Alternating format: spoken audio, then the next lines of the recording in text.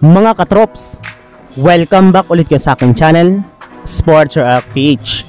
At ngayon nga ay pag-uusapan natin kung ano nga bang maitutulong ni Terence Romeo at Calvin Abueva sa Gilas, Pilipinas. Pag-uusapan na rin nga natin ngayon dito sa ating panibagong video, ang balitang bagong rules na ginawa ng NBA para sa Los Angeles Lakers at ang naibalitang blockbuster trade na pwede pa nilang magawa ngayon.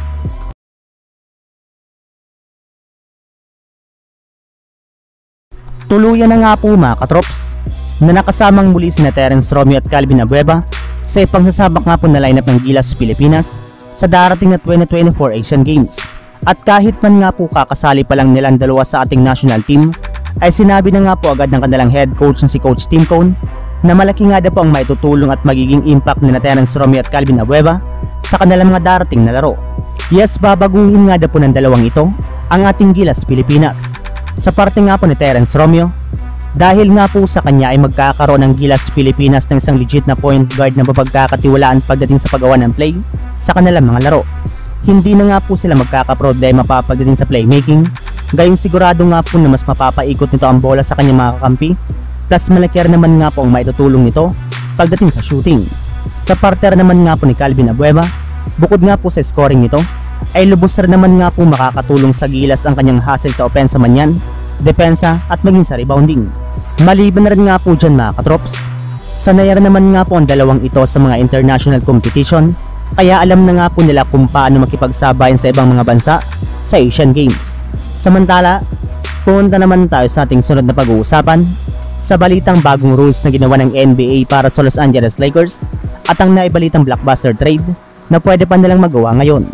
Ayon nga po sa ibinulgar na balita ng Adrian Wojnarowski ng ESPN, magiging stricto na nga po ang NBA pagdating sa mga kupunan na nagpapahinga ng maraming star player sa iisang laro.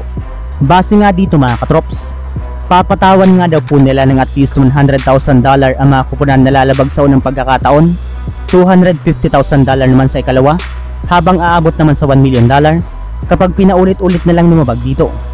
Nilinaw rin naman nga po ngayon ang star player ay yung mga manlalaro na nakasali ng tatlong magkakasunod na season sa NBA All-Star o di sa All-NBA teams.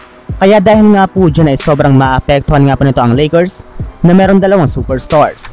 And speaking of Lakers mga katrops, may lumabas nga pong isang 3-team trade proposal ngayon para mapalakas ang kanilang lineup. At ito nga po isa pamamagitan ng pagkuha nila kay Harrison Barnes mula sa Sacramento Kings. Ayon nga dito mga katrops, kailangan muna nga po ditong i-trade ng Lakers si D'Angelo Russell papunta sa Utah Jazz upang makuha nila si Harrison Barnes, 2027 second round pick at 2029 second round pick. Habang masusungkit rin naman nga po dito ng Sacramento Kings si Kelly Olynyk at si Simon Fontecchio. Sa ganyang paraan nga po mga katrops, ay magkakaroon ng Lakers ng isang mas mapagkakatiwalaang player pagdating sa pagtatala ng puntos na makakatulong kay LeBron James at Anthony Davis. So yun lang mga katrops, ang handog kong story ngayong araw. Sana nag-enjoy kayo, please like and subscribe my YouTube channel, Sports React PH, para sa iba pang story at update patungkol sa NBA. Kita-kits muli sa ating susunod na video.